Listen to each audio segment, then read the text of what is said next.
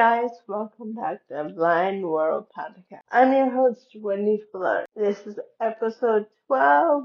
Thank you for watching episode 11, which I know it was so emotional, but this one is gonna be so freaking excited because we're gonna talk about some topics about faith, catching up my life, and see what is next for the upcoming month. I can't wait to show you guys on this episode. First, I have to tell you some unfortunate news. This is the last episode, season 1 of Blind World Podcast. No, hey, but it's coming back bigger and better. So I can't wait for you guys to hear the next season of Blind World Podcast. If you're new to this channel, I recommend you to watch all the episodes of this first season. I'm not going to say too much what's going to go on for the next season, but all I'm going to say is get ready because there's going to be a lot of emotions. It's going to be a roller coaster. I'm going to talk to you guys about what is going on with my faith and what is new. On April 21st, 2025, we heard the sad news that Pope Francis died. We keep Pope Francis in his prayers. I admire what Pope Francis did over the years that I was born. He was elected back in 2013. I don't remember anything, but all I can remember is that when we saw the Pope being elected, I was in middle school and we had a TV in each class. So that day, the whole day, they put on the television. We were waiting anxiously who's going to be the next Pope. And that's all I can remember. And now, since I'm 25, I just turned 25 February 2nd of this year.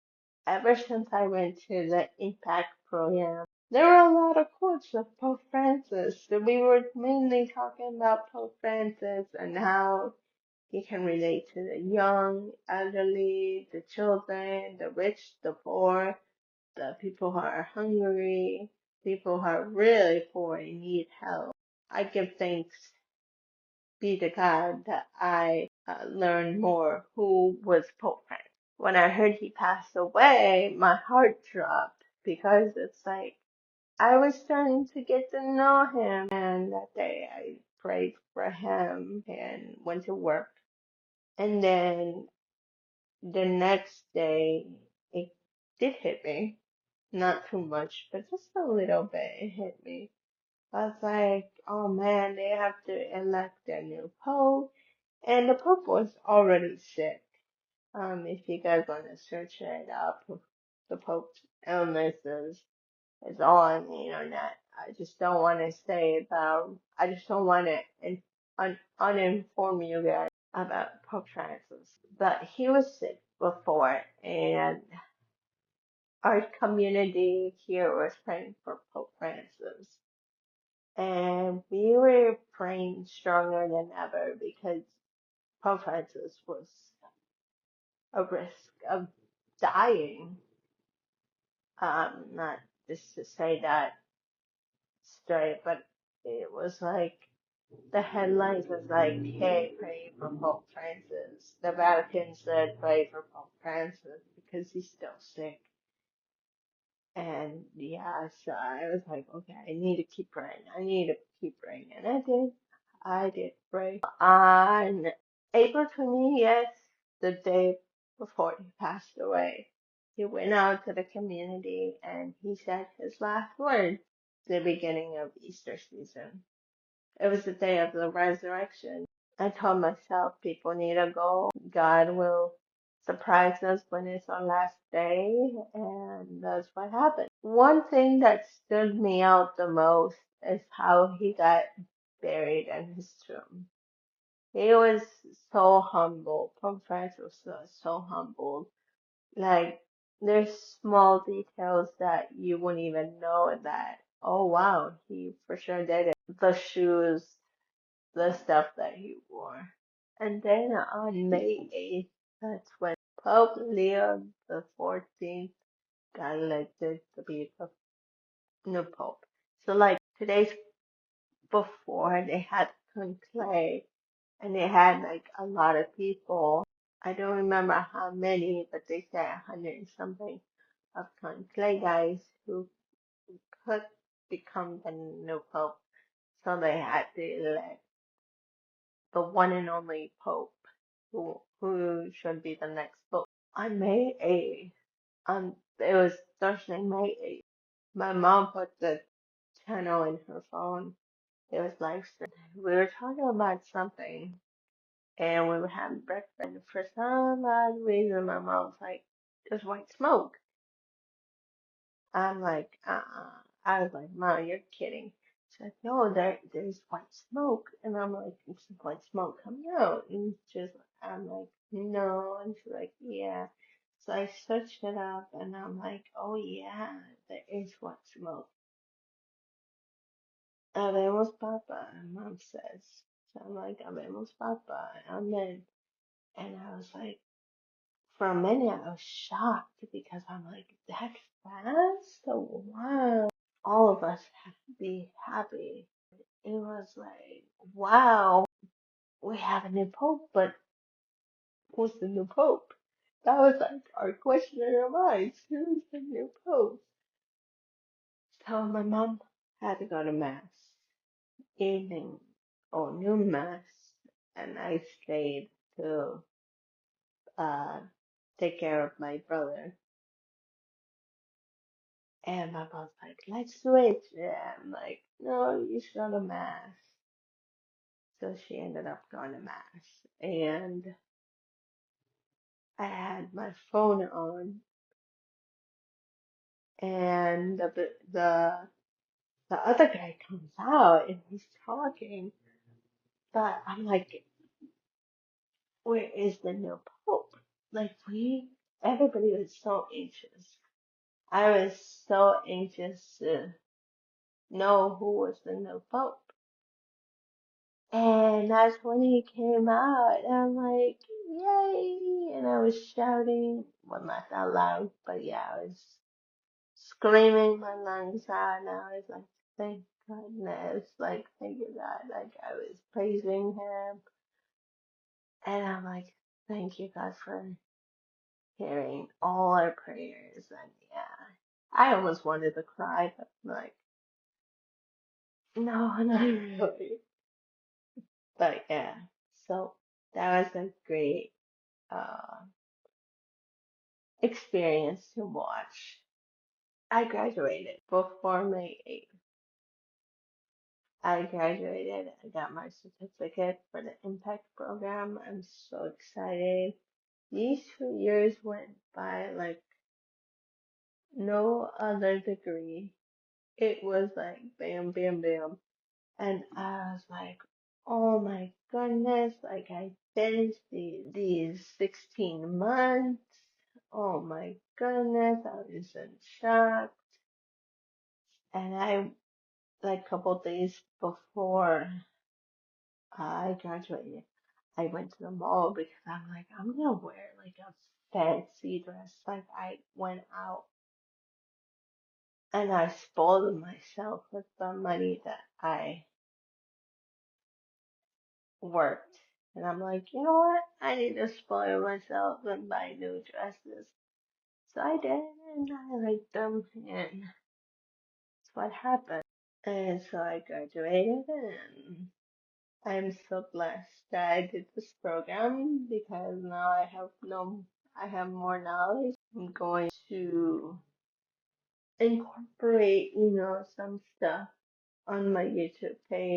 I was a sponsor to this guy. He received the sacrament on the Easter Vigil, and it was a great honor to be next to him and follow the steps with him. That's when I realized that if you want to be Catholic, it's not an easy route. Now I understand the people in the past who wanted to receive the sacraments, but I couldn't be a sponsor because I didn't have my confirmation. So now I understand like the process. So with this guy, I went through the process with him and just, follow the steps and the commands. And I'm very blessed that I get to do these kinds of things because it shows how much faith I have and how much I can share it to the other person. Another thing is that I went to the National Eucharistic Pilgrimage in Dubuque. Our Archdiocese of Dubuque, Iowa, got elected out of 21 archdioceses in the world. We were chosen. So on May 23rd, 2025, that night started the National Eucharistic Pilgrimage in Dubuque at 4 p.m. or no, like at 3 p.m. People were at the river, by the river walk, trying to receive the Eucharistic, the monsters, and walk in the whole city. I unfortunately didn't make it because I was doing other things, but I wish I could have gone, but something told me to not go, so I decided not go. That's going to be for another story and another episode. I went to the cathedral, St. Raphael, at 4 p.m.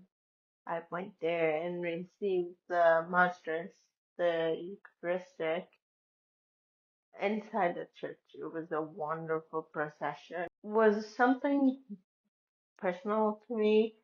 And go guys see the blog that I did, the mini blog that I recorded. It was so beautiful and honored that we have this Eucharistic. This monster is from Indianapolis all the way to here, and it's gonna go by next month. It's gonna go to Los Angeles, California. That is like a whole big honor thing because not every archdiocese in the world gets to receive. It was a blessing and an honor. I went there. I prayed for you guys too. I prayed for other things, and it was really beautiful. And then there was talks, and then some reflection, and then we also had a break, which was lunch break. And then we had the Spanish version of the National Eucharistic in Spanish. That was cool. I really enjoyed it. Tears of joy did came out of my cheeks. I won't lie to you guys. It was a beautiful thing. Just be there silent with the Lord and just praying for the world, praying for the national disasters, praying for my friends, my buddies from elementary, high school, and college, and now everybody. And it's so freaking beautiful. Like, I'm seriously being honest. Like, if you have this opportunity, do it. You're not forced to do it, but know that you have to do it once in your life because when it's next gonna happen, A, you can be lucky, or C, you have to wait until 20 years later. That's what happened to me. Some of the stuff in my personal life, I've been lucky. Other times, it's just, I regret because I'm like, I should have done it, but no, I was ignorant. But only the Lord knows why.